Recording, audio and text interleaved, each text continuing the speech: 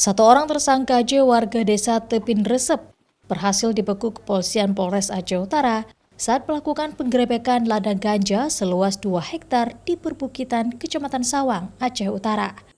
Kemudian puluhan tim gabungan kepolisian pun langsung menyusuri lahan ganja untuk dilakukan pemusnahan. Sebanyak 16.000 batang ganja siap panen dan juga bibit tanaman haram tersebut dicabut satu persatu oleh polisi di ladang ganja yang tersebar di 2 titik lokasi. Kemudian tanaman tersebut dimusnahkan langsung dengan cara dibakar. Tidak ada perlawanan yang dilakukan oleh tersangka saat dilakukan penangkapan. Tersangka pun melihat langsung proses pemusnahan oleh petugas.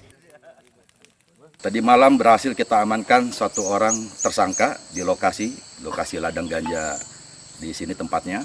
Dan alhamdulillah dari hasil pengembangan, dari hasil penangkapan kita ditemukan 7 kilogram ganja dan berhasil kita kembangkan, dan alhamdulillah hari ini kita berhasil menemukan 2 hektar ladang ganja di Kecamatan Sawang, Kabupaten Aceh Utara.